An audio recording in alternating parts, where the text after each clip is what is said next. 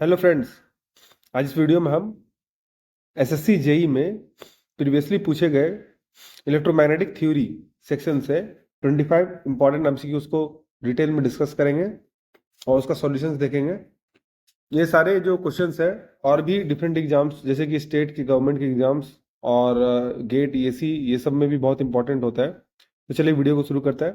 पहला क्वेश्चन है electric flux and field intensity inside conducting sphere is. क्या होता है इलेक्ट्रिक फ्लक्स और इलेक्ट्रिक फील्ड इंटेंसिटी क्या होता है कंडक्टिंग स्फीयर के अंदर। देखिए इलेक्ट्रिक फील्ड इंटेंसिटी क्या होता है, जीरो होता है। देखिए होता है क्या है कि इलेक्ट्रिक फील्ड जो होता है एक कंडक्टिंग स्फीयर में जो चार्ज जो होता है उसका केवल और केवल सरफेस पे लाई करता है। तो इसका मतलब है क्या कि हमें जो इलेक्ट्रिक फील्ड इंटेंसिटी होता है तो वो इनसाइड क्या होता है, यहाँ पर जीरो होता है। ठीक है, यानी इनसाइड में किसी पॉइंट पे जीरो होता है क्यों है। देखिए जो ई इलेक्ट्रिक फील्ड इंटेंसिटी होता है वो k constant into charge enclosed पे डिटरमाइन करता है divided by r distance square किसी एक पर्टिकुलर पॉइंट से। सिंस इसके अंदर जो चार्ज इंक्लोज्ड होगा वो जीरो होगा क्योंकि हॉलो कंडक्टिंग स्फीयर है तो उसके सरफेस पे ही सारा चार्ज रहेगा। तो क्यू इंक्लोज जीरो होने से जो हमारा इलेक्ट्रिक फील्ड इंटेंसिटी हो जाएगा वो क्या हो जाएगा, जीरो हो जाएगा। तो इसका अगर हम लोग ड्रॉ करें कि इसके करस्पॉन्डिंग इलेक्ट्रिक फील्ड इंटेंसिटी का कर्व कैसा होगा, तो इसका मतलब यहाँ पर इलेक्ट्रिक फील्ड इंटेंसिटी बिल्कुल जीरो हो जाएगा। ठीक है, और फिर उसके बाहर में एज अ डिस्टेंस ये जीरो हो जाएगा और एज अ डिस्टेंस अगर आर यहाँ पर बढ़ता है तो इलेक्ट्रिक फील्ड इंटेंसिटी इस तरह से वैरी करेगा। ठीक है, आर स्क्वायर के यूनिवर्सली प्रोपोर्शनल में वैरी करेगा और लेकिन अंदर में वो जीरो होगा। ठीक है, तो क्या हो जाएगा, जीरो होगा। ठीक है, नेक्स्ट क्वेश्चन देखते हैं। The two metal plates having an area of 50 square meter are separated by a dielectric medium having thickness of 4 mm and relative permittivity of 9. Relative permittivity कितना दिया है, 9 दिया है। Calculate the capacitance in microfarad across the metal plates. Capacitance microfarad में निकालना है आपको। तो देखिए कैपेसिटेंस का क्या फॉर्मूला होता है, वो होता है A epsilon naught divided by D, जहां पर ये हमारा जो एप्सिलॉन होता है वो होता है कि एयर में permittivity into relative permittivity divided by distance between plates. यानी कि अगर दो कैपेसिटर के बीच में प्लेट्स हैं तो यहाँ पर इसका मीडियम होता है, ये मीडियम है, यहाँ पर डाइलेक्ट्रिक मीडियम है और ये दो प्लेट के बीच का जो डिस्टेंस है वो है डी और ये जो एक प्लेट का जो क्रॉस सेक्शनल एरिया है वो है ए। तो उसके हिसाब से हम लोग कैपेसिटेंस निकाल सकते हैं। देखिए यहाँ पर रिलेटिव परमिटिविटी कितना दिया हुआ है, 9 दिया हुआ है ना। अगर एयर में रहता तो ये रिलेटिव परमिटिविटी 1 हो जाता, लेकिन रिलेटिव परमिटिविटी यहाँ पर 9 दिया तो यहाँ पर हम 9 रखेंगे। एप्सिलॉन नॉट का वैल्यू पता है 8.85 × 10⁻12 फैराड पर मीटर। ठीक है, उसके बाद जो हमारा एरिया है वो है एरिया 50 स्क्वायर मीटर है और थिकनेस है हमारा 4 mm। तो उसको हम लोग कन्वर्ट कर देंगे मीटर में। तो अब उसको फॉर्मूला में हम लोग पुट करते हैं तो ए है हमारा 50 इंटू एप्सिलॉन जो है हमारा वो है 8.85 × 10⁻12 इंटू परमिटिविटी कितना है, ये रिलेटिव परमिटिविटी कितना है 9 डिवाइडेड बाय जो हमारा थिकनेस है वो है 4 × 10⁻³ ठीक, अब इस वैल्यू को हम लोग कैलकुलेट करेंगे तो ये लगभग लगभग आएगा 0.996। ठीक है, माइक्रोफैराड किस में आएगा, 0.996 माइक्रोफैराड में आएगा। तो इससे आप निकाल सकते हैं, तो बी ऑप्शन सही है। ठीक है, नेक्स्ट क्वेश्चन है a ballistic galvanometer of constant equal to 1 microcoulomb per degree. Microcoulomb per degree दिया है, इसका मतलब है क्या कि इसमें जो हमारा के कांस्टेंट है ये है माइक्रोकूलम पर डिग्री। ठीक है, gives a throw of 22.5 degree, यानी ये इस डिग्री का जो है वैल्यू दिया है when capacitor discharges through the meter. जब कैपेसिटर एक डिस्चार्ज होगा मीटर के थ्रू, यानी क्या होगा, कैपेसिटर जो है उसको चार्ज था उसके थ्रू एक मीटर लगा देंगे हम लोग गैल्वेनोमीटर, जो कि जो जनरली करंट का वैल्यू देता है। तो करंट मूवमेंट ऑफ चार्ज होता है। तो इसका जो इंडिकेटर है पर डिग्री में वो बताएगा हमारा एक की कांस्टेंट है, यानी कि माइक्रो कुलम पर डिग्री, जितना डिग्री आएगा उसके हिसाब से कुलम वो दिखाएगा। ठीक है, तो 22.5 है तो उसके हिसाब से हम लोग को चार्ज मिलेगा उसी में। मैंने capacitor discharges through the meter if the battery of 15 volt is use to recharge the capacitor the value of capacitance. ठीक है, तो वोल्टेज भी दे दिया है। तो देखिए ये हमारा के का वैल्यू, इसका मतलब चार्ज को हम लोग क्या ले सकते हैं, के इंटू थीटा। देखिए के इंटू थीटा करने से क्या होगा, ये नीचे में थीटा कट जाएगा, वैल्यू आएगा माइक्रोकुलम में। अब ये माइक्रोकुलम में क्या वैल्यू दिया, 1 × 10⁻⁻6 1 माइक्रोकुलम पर डिग्री इंटू, अब डिग्री है तो डिग्री को हमको रेडियन में चेंज करना पड़ेगा। ठीक है, तो इसका मतलब है कि डिग्री है हमारे पास यहाँ पर कितना, लेकिन इसमें रेडियन में चेंज करने की जरूरत नहीं है। क्योंकि ये डिग्री में ही यूनिट है तो ये डिग्री में ही आएगा 22.5। ठीक है, ये है हमारा Q का वैल्यू। ठीक है, तो हमारा C का वैल्यू क्या हो जाएगा, तो हमारा Q इक्वल टू क्या हम लोग जानते हैं, C इंटू वी। तो इसका मतलब है क्या कि कैपेसिटेंस का वैल्यू क्या हो जाएगा, कैपेसिटेंस का वैल्यू हो जाएगा Q divided bye V voltage. ठीक है, Q को हम लोगों ने क्या लिखा है, 1 × 10⁻⁶ इंटू 22.5 डिवाइडेड बाय जो हमारा V वैल्यू है वोल्टेज का वो आएगा 15। ठीक है, हमको माइक्रोफारेड में निकलना है इसलिए इस क्वांटिटी को हम लोग रखेंगे, 22.5 डिवाइड 15 करेंगे। ठीक है, तो इसका मतलब है कि आएगा 1.5, तो इसका मतलब है क्या कि आएगा 1.5 माइक्रो फैराड, यानी कि सी ऑप्शन सही है। ठीक है, जिस तरह से इसको टैकल करेंगे। नेक्स्ट क्वेश्चन देखते हैं, the electric field from A to B will be. तो देखिए एक चार्ज में हम लोगों ने देखा कि एक स्फीयर चार्ज है, तो उसमें डिस्टेंस से बढ़ने से क्या होता है, इलेक्ट्रिक फील्ड इंटेंसिटी घट जाता है। ठीक है, तो electric field from A to B बोल रहा है, तो इसका मतलब है क्या कि जो हमारा इलेक्ट्रिक फील्ड है वो क्या होगा, उसका formula 1/4πε0 into Q charge divided by distance r²। ठीक है, तो इसका मतलब ए टू बी पॉइंट में हम लोग देखते हैं, तो जो हमारा बी का 0 से बी का डिस्टेंस है, यानी कि जो हमारा आर बी है वो ग्रेटर देन है आर ए। ठीक है, तो इसका मतलब है क्या कि हमारा जो इलेक्ट्रिक फील्ड इंटेंसिटी बी है वो लेस देन होगा ए के। इसका मतलब है क्या कि जो इलेक्ट्रिक फील्ड इंटेंसिटी वो क्या हो जाएगा, डिक्रीजिंग हो जाएगा डिस्टेंस बढ़ने से, यानी बी ऑप्शन सही है। नेक्स्ट क्वेश्चन है, in the circuit V is the input voltage applied. V input उन्होंने अप्लाई किया जाता है across the capacitor of 2 farad.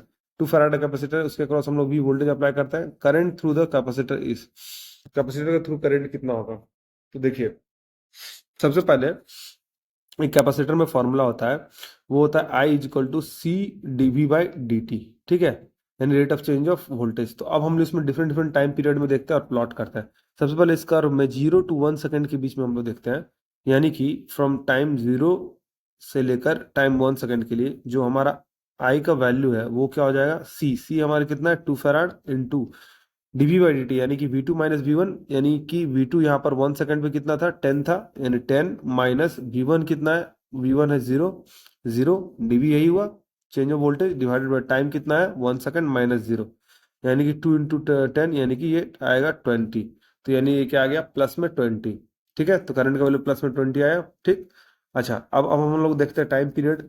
One हम लोग ने 0 से 1 के बीच में देखा है, तो अब हम लोग देखते हैं टाइम पीरियड 1 से लेकर टाइम पीरियड 3 तक। ठीक है, तो 1 से 3 के बीच में हम लोग देखते हैं, तो करंट इज इक्वल टू हो जाएगा C यानी C2 DV by D t, यानी कि वोल्टेज 2 थर्ड सेकंड पे कितना है वोल्टेज -12, तो -12 माइनस फर्स्ट सेकंड में वोल्टेज कितना है +10, यानी -10 डिवाइडेड बाई टाइम पीरियड 3 -1, 3 -1, यानी ये क्या आ जाएगा, 2 नीचे कैंसिल हो गया, ये आएगा -22, यानी कि 3 वाले पॉइंट पे जो करंट का वैल्यू होना चाहिए -22 होना चाहिए।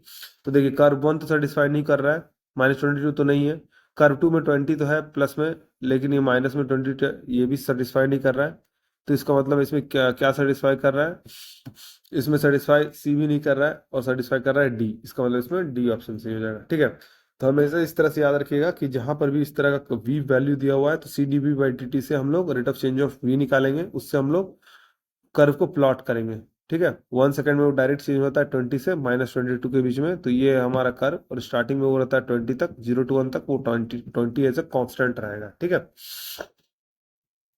नेक्स्ट क्वेश्चन देखते हैं, which of the following is the correct expression for the capacitance of parallel plate capacitor. तो पैरेलल प्लेट कैपेसिटर का जो कांस्टेंट होता है उसका वैल्यू क्या हो जाएगा, फॉर्मूले का A epsilon naught by D.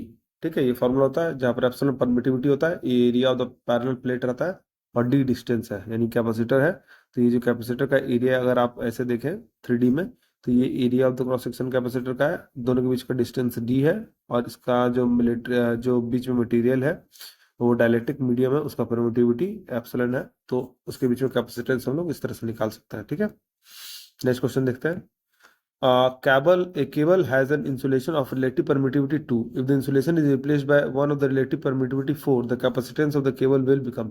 अब कैपेसिटेंस केबल का क्या हो जाएगा, देखिए तो हम कैपेसिटेंस जानते हैं A epsilon naught divided by D होता है। ठीक है, यानी कि A into epsilon naught divided by D epsilon R, ये है हमारा रिलेटिव परमिटिविटी। ठीक है, तो उसका रिलेटिव परमिटिविटी पहले 2 था, तो इसका मतलब है कि C1 जो है उसमें रिलेटिव परमिटिविटी यानी कि हमारा जो कैपेसिटेंस है डायरेक्टली प्रोपोर्शनल होगा ER का।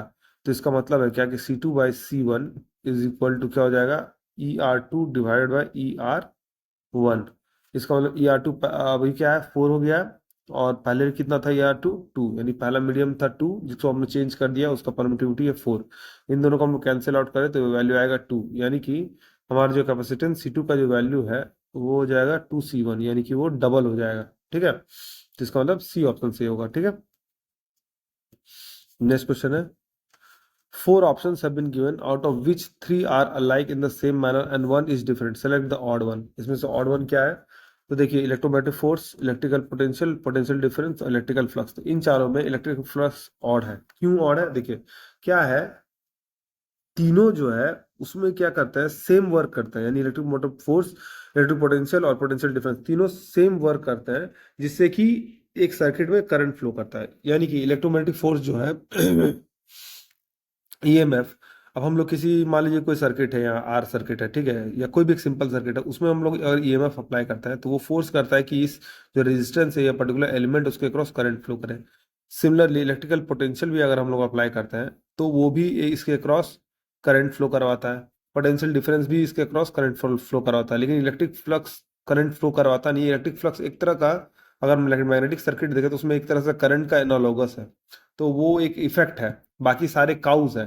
तो इसका मतलब है कि जो काउज है वो इफेक्ट से डिफरेंट है। तो इसका मतलब है क्या कि इलेक्ट्रिक फ्लक्स है वो इन चारों में सबसे डिफरेंट है। ठीक है, नेक्स्ट क्वेश्चन देखते हैं, A long straight wire carries a current I is equal to 10 ampere. At what distance is the magnetic field H is equal to 1 ampere per meter? देखिए फॉर्मूला क्या होता है दोस्तों, हमारा सबसे पहले एक लॉन्ग कंडक्टर है, उससे r डिस्टेंस पर, इसके परपेंडिकुलर डिस्टेंस पे, यहाँ पर मैग्नेटिक फील्ड इंटेंसिटी का फॉर्मूला क्या होता है, अगर ये करंट I कैरी करे और ये जो डिस्टेंस r हो, तो ये कंडक्टर अगर करंट कैरी करे तो इस पॉइंट पर मैग्नेटिक फील्ड इंटेंसिटी का जो फॉर्मूला होता है वो होता है B is equal to mu naught into I divided by 2 pi r।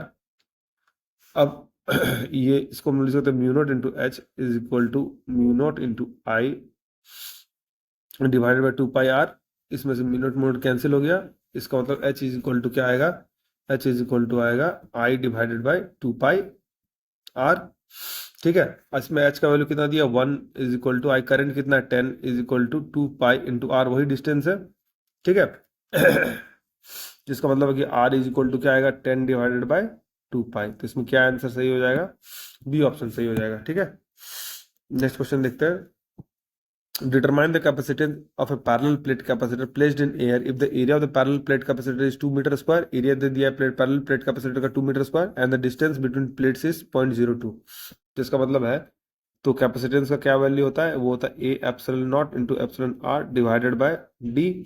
देखिए एयर में है तो इसका मतलब है कि ई आर का वैल्यू 1 हो जाएगा, तो हम लोग वैल्यू रखते हैं यहाँ पर, हमारा एरिया कितना है 2 मीटर स्क्वायर इंटू एप्सिलॉन का value 8.85 into 10 to the power -12। ठीक है, डिवाइडेड बाय जो हमारा डिस्टेंस बिटवीन द प्लेट है वो क्या है 0.02, यानी कि ये 2 इंटू 10 टू द पावर -2। ठीक है, तो 2 और 2 कैंसिल हो जाएगा, तो ये वैल्यू 10 टू द पावर -2 ऊपर में जाकर ऐड हो जाएगा, तो ये 8.85 इंटू 10 टू द पावर क्या हो जाएगा -10। ठीक है, इसका मतलब है कि सी ऑप्शन सही हो जाएगा। ठीक है, नेक्स्ट क्वेश्चन देखते हैं, a lossy capacitor with loss angle of 0.01 radian, 0.01 radian है लॉस एंगल का, draws a current of 0.5 ampere, current दे दिया when supplied at 1000 volt from a sinusoidal voltage source, the active power consume by the capacitor, capacitor का active power क्या consume होगा। तो देखिए lossy capacitor का क्या फॉर्मूला होता है, देखिए हमारा जो लॉस एंगल है वो है 0.01, इसका मतलब, ठीक है, इसका मतलब थीटा लॉस एंगल हम लोग निकाले तो वो है हमारा 0.1 रेडियन। इसको अगर हम लोग रेडियन को डिग्री में अगर हम लोग चेंज करते हैं तो डिग्री का वैल्यू कैसे निकलेगा 0.01 इंटू 180 डिवाइडेड बाई पाई। इसका मतलब इसका जो वैल्यू निकलता है वो क्या आता है 0.57। ठीक है, 0.01 इंटू 180 डिवाइडेड पाई यानी कि 0.57 डिग्री निकलता है। अब हमारा जो पावर फैक्टर एंगल होता है फाई, उसका फॉर्मूला होता है 90 डिग्री माइनस हमारा लॉस एंगल। ठीक है, इसका मतलब है कि ये आएगा 90 माइनस 0.57, इसको कैलकुलेट करें तो आता है 89.43 डिग्री सेंटीग्रेड डिग्री। ठीक है, तो ये हमारा आ गया पावर फैक्टर एंगल का वैल्यू। अब आपको पता है कि जो हमारा पावर होता है वो होता है V इंटू आई इंटू कॉस फाइव, यानी कि V वोल्टेज का वैल्यू है हमारा कितना 1000 वोल्ट, इंटू आई करंट का वैल्यू हमारा 0.5 एम्पियर, इंटू जो हमारा कॉस फाइव का जो वैल्यू हम लोगों ने निकाला है वो क्या निकाला है हम लोगों ने, वो निकाला है कॉस ऑफ डिग्री कितना है 89.43 डिग्री। इसका वैल्यू बहुत कम होगा क्योंकि 90 के बहुत क्लोज है। इसको हम लोग कैलकुलेट करेंगे तो इसका मतलब इसमें वैल्यू आया कितना 5 वाट। ठीक है, यानी कि ए ऑप्शन सही हो जाएगा। ठीक है, तो लॉस एंगल का फॉर्मूला ये होता है, इसको याद रखिएगा। नेक्स्ट क्वेश्चन है, what will be the voltage of a battery connected to a parallel plate capacitor with air as a dielectric having a plate area इतना दिया हुआ 6 square centimetre and a separation between the plate 2 mm दिया है which store a charge of 10 pico coulomb on the plates। ठीक है, तो charge का value दे दिया है, मैं सिंपली वोल्टेज का वैल्यू दे दिया है। वोल्टेज हमें निकालना है और कैपेसिटर का हम लोग वैल्यू निकाल सकते हैं। ठीक है, तो कैपेसिटेंस का सबसे पहले वैल्यू क्या है, A epsilon naught into epsilon r divided by D. Epsilon r का वैल्यू ऑलवेज 1 है क्योंकि एयर है यहाँ पर। एरिया कितना है 6 स्क्वायर सेंटीमीटर है, यानी 6 इंटू 10⁻⁴ इंटू एप्सिलॉन नॉट का वैल्यू होगा 8.85 इंटू 10⁻12 डिवाइडेड बाय जो डिस्टेंस बिटवीन द प्लेट है वो है 2 mm, यानी 2 इंटू 10⁻3। इससे हम लोग जो कैलकुलेट करेंगे वैल्यू, तो कैपेसिटेंस का जो वैल्यू आएगा वो क्या आएगा 8.85 इंटू 3 इंटू 10⁻, ये -13, ये आएगा हमारा फैराड वैल्यू कैपेसिटेंस का वैल्यू। अब हम लोग निकालते हैं हमारा ये वोल्टेज का वैल्यू। तो Q इक्वल टू क्या हमें पता है, C V होता है, तो वोल्टेज इक्वल टू क्या हो जाएगा Q divided by C। Q का वैल्यू कितना दिया है 8 into 10⁻12 pico farad divided by जो हम लोगों ने वैल्यू निकाला था 8.85 इंटू 3 इंटू 10⁻13। ठीक है, तो इससे हम लोग वैल्यू को निकालेंगे तो वो क्या आएगा लगभग लगभग ये 3 के करीब आएगा, यानी कि वोल्टेज का वैल्यू क्या आ जाएगा 3, है ना। ये ऑप्शन सही है। नेक्स्ट क्वेश्चन देखते हैं, for the circuit shown below find the electrostatic energy stored between terminal A and B. Terminal A and B के बीच में इलेक्ट्रोस्टैटिक एनर्जी स्टोर किया होगा कितना होगा तो हमें सबसे पहले इसके अक्रॉस जो कैपेसिटेंस है नेट निकालना है। देखिए वैल्यूज क्या क्या दिया है, वोल्टेज दिया हुआ है और कैपेसिटेंस का एक सर्किट है। तो देखिए कैपेसिटेंस का फॉर्मूला क्या होता है कि अगर दो दो कैपेसिटर है आपस में पैरेलल में कनेक्टेड है तो उसका इक्विवेलेंट कैपेसिटेंस उन दोनों का समेशन होता है। तो इन दोनों पॉइंट के अक्रॉस जो इक्विवेलेंट कैपेसिटेंस होगा 6 + 6 12, और नेक्स्ट सीरीज में वो होता है जो रेजिस्टेंस के पैरेलल में होता है एक उसका इक्विवेलेंट। तो सी इक्विवेलेंट हम लोग क्या निकालेंगे 6 microfarad in parallel with 12 microfarad, यानी 6 इंटू 12 डिवाइडेड बाई 6 + 12 यानी 18, ये 3 से कट गया ये 4, यानी कि इसका बीच में इक्विवेलेंट वैल्यू क्या आएगा 4 माइक्रोफैराड। ठीक, अब हमें क्या निकालना है एनर्जी स्टोर्ड। तो अभी एनर्जी स्टोर्ड जो हमारा होता है उसका फॉर्मूला होता है हाफ इंटू CV स्क्वायर, यानी कि हाफ इंटू कैपेसिटेंस का वैल्यू है 4 इंटू जो वोल्टेज का जो वैल्यू है वो क्या है 400 इंटू 400। तो उससे हम लोग निकालेंगे इस वैल्यू को, है ना। और 10⁻⁻6, क्योंकि देखिए ये माइक्रोफैराड में है तो -6 भी हो जाएगा। इस -6 से कैंसिल करेंगे दोनों जीरो को तो एक 10⁻2 बचेगा, है ना। और इसको हम लोग कैलकुलेट करेंगे तो ये आएगा हमारा वैल्यू 0.32, यानी कि ये ए ऑप्शन सही हो जाएगा, है ना। ये ऑप्शन सही हो जाएगा। नेक्स्ट क्वेश्चन देखते हैं, a piece of oil soaked paper has been inserted between the plates of a parallel plate capacitor, then the potential difference between the plates will। तो देखिए ऑयल सोक पेपर कोई मीडियम है dielectric medium, उसको air की जगह पर डालता है तो इसकी रिलेटिव परमिटिविटी क्या हो जाएगी बढ़ जाएगी। इसका मतलब है क्या कि जो कैपेसिटेंस है हमारा वो A epsilon naught into epsilon r divided by d, तो ई आर बढ़ने से कैपेसिटेंस भी बढ़ जाएगा। अच्छा, पोटेंशियल डिफरेंस का फॉर्मूला क्या होता है V is equal to Q divided by C। ठीक है, हम चार्ज तो चेंज नहीं कर रहे हैं, कैपेसिटेंस का वैल्यू अगर बढ़ जाएगा तो वो पोटेंशियल डिफरेंस का वैल्यू क्या हो जाएगा घट जाएगा। इसका मतलब है क्या कि हमारा जो इसमें पोटेंशियल का वैल्यू क्या हो जाएगा वो डिक्रीज हो जाएगा, यानी कि बी ऑप्शन सही हो जाएगा। ठीक है, नेक्स्ट क्वेश्चन देखते हैं, mica capacitor are characterized. Next question है हमारे पास, the mica capacitors are characterized by all of the following except. तो मिका कैसे कैरेक्टराइज होता है लो लीकेज रिएक्टेंस का। ठीक है, यानी कि उसमें एक्यूरेट वैल्यू होता है, लो लॉसेस होता है और स्टेबल ऑपरेशन तीनों होता है, लेकिन लो लीकेज रिएक्टेंस नहीं होता है। ठीक है, हाई लीकेज रिएक्टेंस होता है, यानी लीकेज उसमें कम होता है। नेक्स्ट क्वेश्चन है, in a capacitor the electric charge is stored in, capacitor में इलेक्ट्रिक चार्ज कहाँ स्टोर होता है, तो डाइलेक्ट्रिक मीडियम स्टोर होता है ना। यानी कैपेसिटर यहाँ पर ऐसा है, तो इसके बीच का जो मीडियम होता है एक डाइलेक्ट्रिक मीडियम होता है, इसका एक सर्टन रिलेटिव परमिटिविटी होता है। अगर ये मीडियम एयर है तो ई आर का वैल्यू 1 हो जाएगा, है ना। और इसका फॉर्मूला होता है A epsilon naught divided by D, ये हमारा कैपेसिटेंस का फॉर्मूला होता है इसके बीच में, ठीक है। यानी ये डाइलेक्ट्रिक होगा, ए ऑप्शन सही हो जाएगा। नेक्स्ट क्वेश्चन देखते हैं। When a dielectric is placed in an electric field, the field strength, अब एक डाइलेक्ट्रिक को एक इलेक्ट्रिक फील्ड में रखा गया तो फील्ड स्ट्रेंथ क्या हो जाता है इलेक्ट्रिक फील्ड का, तो देखिए क्या होता है। अगर एक डाइलेक्ट्रिक मीडियम को रखा जाता है फील्ड में, ठीक है, एक डाइलेक्ट्रिक मीडियम को एक इलेक्ट्रिक फील्ड में रखा गया, मान लीजिए कि एक डाइलेक्ट्रिक, ये एक इलेक्ट्रिक फील्ड है, उसके बीच में एक डाइलेक्ट्रिक मटेरियल को रखा गया है, ठीक है। तो क्या होता है कि जो डाइलेक्ट्रिक मीडियम, जो मीडियम होता है, जब वो पोलराइज्ड हो जाता है, यानी कि वो इससे प्लस माइनस में वो पोलराइजेशन उसका होने लगता है, इसके बीच के जो मटेरियल का पोलराइजेशन होने लगता है। पोलराइजेशन होने से क्या होता है, वो एक्सटर्नल जो फील्ड है यानी इलेक्ट्रिक फील्ड है उसके इफेक्ट को वो कम कर देता है। तो इसका मतलब है क्या कि जब एक डाइलेक्ट्रिक को इलेक्ट्रिक फील्ड में डाला जाता है तो फील्ड स्ट्रेंथ क्या हो जाता है, कम हो जाता है, ठीक है, यानी डिक्रीज हो जाएगा। बी ऑप्शन सही है। नेक्स्ट क्वेश्चन देखते हैं। अ 6 dot mica capacitor colour coded white red green brown red and yellow has the capacitance value. अब कैपेसिटेंस वैल्यू क्या होगा, देखिए सबसे पहले हम लोग जानते हैं 6 डॉट माइका कैपेसिटर होता क्या है। देखिए ये एक 6 डॉट ब्लॉक बॉक्स होता है, ठीक है, जिसमें क्या कि 6 डॉट होते हैं इस तरह करके, ठीक है। अब हर एक डॉट का सिग्निफिकेंस हम लोग जानते हैं। जो पहला डॉट है वो बताता है टाइप क्या है, ठीक है।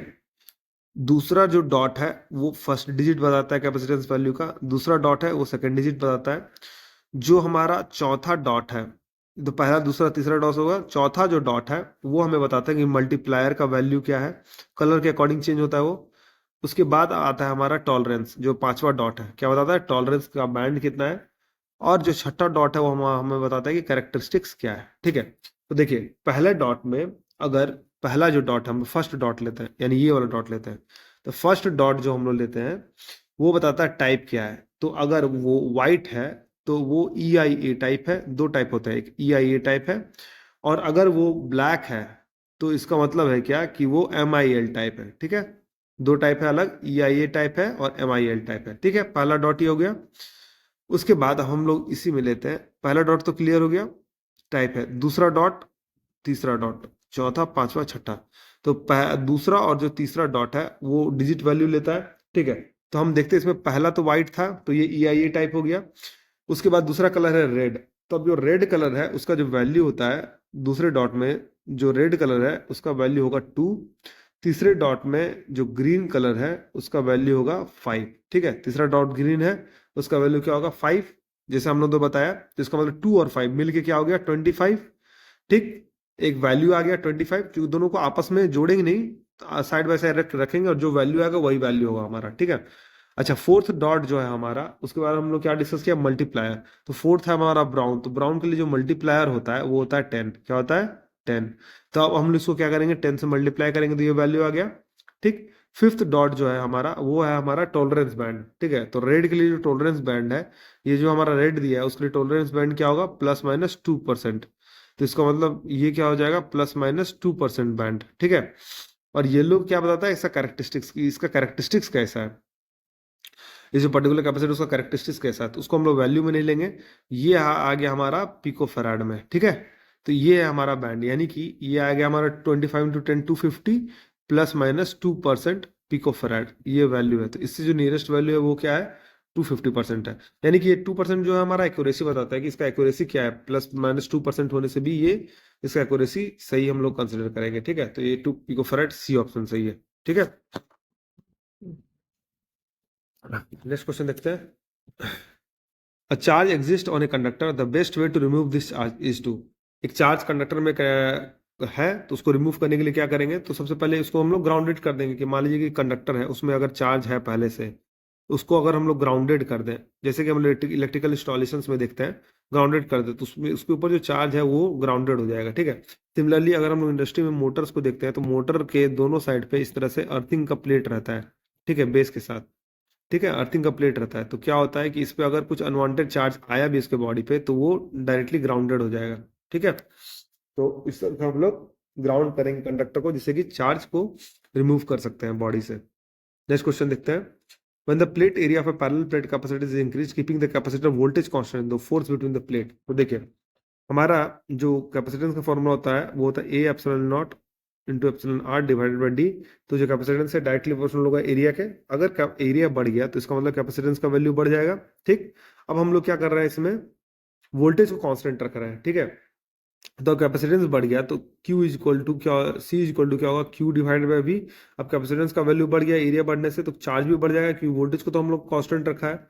तो अब चार्ज बढ़ जाएगा तो हमारा जो फोर्स होता है वो होता है क्या, Q इंटू ई। ठीक है, तो इसका मतलब है क्या कि इलेक्ट्रिक फील्ड तो कांस्टेंट है, चार्ज का वैल्यू बढ़ गया तो उसके बीच का क्या हो जाएगा, फोर्स क्या हो जाएगा, बढ़ जाएगा। तो इसका मतलब है क्या, ए का वैल्यू बढ़ जाएगा, है ना, यानी फोर्स का वैल्यू क्या हो जाएगा, बढ़ जाएगा। ठीक है, तो ए ऑप्शन सही है। तो इस तरह से आप इंटरलेट कर सकते हो और इजीली सॉल्व कर सकते हैं। नेक्स्ट क्वेश्चन है, the energy stored in the capacitor over cycle when excited by N AC source is. तो एनर्जी स्टोर्ड एक पूरे साइकिल में क्या हो जाएगा, तो पूरे साइकिल में ये जीरो हो जाता है। ठीक है, इसी सोर्स से हम लोग ये करते हैं तो पूरा साइकिल में इसमें एनर्जी स्टोर क्या हो जाएगा, वो जीरो हो जाएगा। यानी एक साइकिल में इंक्रीज होगा, एक साइकिल में डिक्रीज होगा और नेट क्या हो जाएगा, वो जीरो हो जाएगा। ठीक है, नेक्स्ट क्वेश्चन देखते हैं। Inside a hollow conducting sphere the electric field, hollow conducting sphere के इनसाइड में इलेक्ट्रिक फील्ड क्या होगा, तो वो क्या हो जाएगा, जीरो हो जाएगा। जैसे कि हमने फर्स्ट क्वेश्चन में देखा था कि जो चार्ज इंक्लोज होगा हॉलो कंडक्टिंग स्फीयर में वो जीरो होगा, उसके मैक्सिमम सरफेस पे ही हमारा चार्ज स्टोर होगा। तो इसका मतलब है क्या कि उसके सेंटर पे जो चार्ज स्टोर है वो जीरो है। तो क्यू इंक्लोज हमारा जीरो है, क्यू इंक्लोज जीरो है, तो इसका मतलब है क्या कि हमारा जो इलेक्ट्रिक फील्ड इंटेंसिटी का जो फॉर्मूला होता है वो क्या होता है, E is equal to 1/4 pi epsilon naught into Q enclose divided by r square. अब ये क्यू इंक्लोज जीरो होने से इलेक्ट्रिक फील्ड इंटेंसिटी क्या हो जाएगा, जीरो हो जाएगा। इसका मतलब वो जीरो हो जाएगा हॉलो कंडक्टिंग स्फीयर में। नेक्स्ट क्वेश्चन है, midway between the two equal and similar charges the third equal and similar charge is placed then the third charge will। तो अभी क्या होगा, फोर्स को हम लोग कैलकुलेट करते हैं। देखिए मान लीजिए कि हमारे पास दो पॉजिटिव चार्ज है, सिमिलर चार्ज की बात कर रहे हैं, वो दोनों के बीच का डिस्टेंस है d। हम लोग इसके मिड पॉइंट पे हम लोग एक और प्लस चार्ज सिमिलर पॉइंट का रखते हैं। मान लीजिए ये 1 कूलम का, तो इसको भी 1 कूलम किया, इसको भी 1 कूलम किया। तो अभी देखिए ये जो डिस्टेंस है, ये डिस्टेंस क्या है, d/2, और ये डिस्टेंस है, ये डिस्टेंस भी है d/2।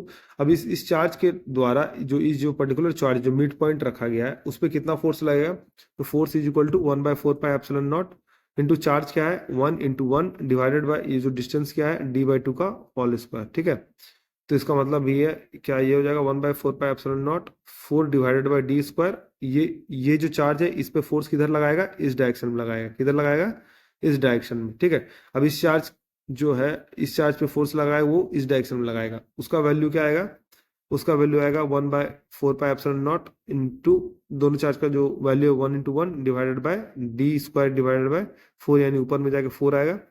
तो ये जो फोर्स का इसका वैल्यू सेम आएगा। दोनों फोर्स अगर किसी पर्टिकुलर चार्ज पर सेम क्वांटिटी में और अपोजिट डायरेक्शन में इंटरेक्ट कर रहा है तो नेट फोर्स का वैल्यू क्या हो जाएगा, जीरो। अब ये नेट फोर्स का वैल्यू जीरो हो गया, इसका मतलब वो क्या होगा, एक स्टेबल इक्विलिब्रियम में रहेगा, यानी कि ये ऑप्शन सही है। ठीक है, क्योंकि वो अपोजिट डायरेक्शन में है। नेक्स्ट क्वेश्चन है, Coulomb's law for the force between electric charges closely resembles with. तो कूलम लॉ किससे रिजेंबल करता है, तो वो ग्रेविटेशनल लॉ से रिजेंबल करता है। ग्रेविटेशनल लॉ में हमने पढ़ा था gravitational constant into mass 1 divided by mass 2 divided by distance का होल स्क्वायर। अगर दो बॉडीज को आपस में रखा गया, उसके बीच का डिस्टेंस अगर r है, उन दोनों का जो मास है m1 m2 है, तो उसके बीच में लगने वाला ग्रेविटेशनल फोर्स जो है वो फोर्स ये होता है। इसका एनालॉगस हमारा इलेक्ट्रिक फोर्स होगा, अगर चार्ज को रखा जाएगा वो क्या हम लोग देखते हैं, उसका होता है 1/4 पाई एप्सिलॉन नॉट, यानी किसी कांस्टेंट का value into Q1 Q2 divide by r square. दोनों आपस में एनालॉगस है, तो इसका मतलब है कि कूलम्स लॉ जो है वो न्यूटन लॉ ऑफ ग्रेविटेशन के एनालॉगस है। ठीक है, लास्ट क्वेश्चन देख लेते हैं। The potential inside a charge hollow sphere is. तो क्या होता है, same as that on the surface, क्या होता है, कांस्टेंट हो जाता है। दोस्तों देखिए अगर हम लोग इस तरह से ड्रॉ करें, अगर प्लस प्लस प्लस इस तरह का चार्ज है, तो इसका अगर हम लोग इलेक्ट्रिक फील्ड इंटेंसिटी का हम लोग ड्रॉ करते हैं तो ये क्या होता है, इनसाइड जीरो होता है। ठीक है, उसके बाद आउटसाइड में ये डिस्टेंस बढ़ने के साथ तो इलेक्ट्रिक फील्ड इंटेंसिटी ई जो है वो घटता है। ठीक है, इलेक्ट्रिक फील्ड जो है ई वो घटता है। लेकिन हम लोग पोटेंशियल को अगर हम लोग इसको ड्रॉ करें तो पोटेंशियल का एनालॉगस हम लोग ऐसे ड्रॉ करते हैं, ये कांस्टेंट रहेगा जहाँ पर ये डिस्टेंस आर है ना, और फिर ये घटेगा इस तरह से। तो होता क्या है दोस्तों, देखिए जो इलेक्ट्रिक फील्ड का फॉर्मूला होता है वो होता है -dv divided by D R. तो अगर हम लोग आर वी को कैलकुलेट करें तो इसका मतलब ये हो जाएगा integral of E of D R. ठीक है, एक एक डिस्टेंस अगर 0 to r के बीच में लिया जाए तो ये कांस्टेंट का वैल्यू आता है। अभी देखिए इलेक्ट्रिक फील्ड इंटेंसिटी इनसाइड में 0 हो गया, लेकिन ये जो v का इंटीग्रल निकलेगा उसमें कांस्टेंट फैक्टर आता है, तो v का वैल्यू ऑलवेज क्या हो जाएगा, कांस्टेंट। ठीक है, लेकिन अब इसके बाहर अगर r के बाहर देखा जाए तो v का जो फॉर्मूला होगा वो होगा k into Q divided by r। ये r के इनवर्सली प्रोपोर्शनल होगा, r स्क्वायर के नहीं होगा। ठीक है, तो इनसाइड द चार्ज और हॉलो स्फीयर जो होगा वो सेम ऑफ द सरफेस होगा। इन सरफेस पे यहाँ पर इस पॉइंट पे जो पोटेंशियल होगा वही पॉइंट इस पॉइंट पे पोटेंशियल होगा, यानी v आपस में कांस्टेंट रहेगा, तो same as that on the surface, यानी कि बी ऑप्शन सही है। ठीक है दोस्तों, अगर आपको ये वीडियो पसंद आए तो वीडियो को लाइक कीजिए, चैनल को फॉलो कीजिए और सब्सक्राइब कीजिए, और बेल नोटिफिकेशन को जरूर प्रेस कर दीजिए ताकि इसी तरह के इंपॉर्टेंट अपडेट्स मैं आपके साथ लाता रहूं। ये सारे जो क्वेश्चन है डिफरेंट एग्जाम्स के लिए बहुत ही इंपॉर्टेंट होंगे। तो वीडियो में बने रहने के लिए धन्यवाद। मिलते हैं आपसे अगले वीडियो में।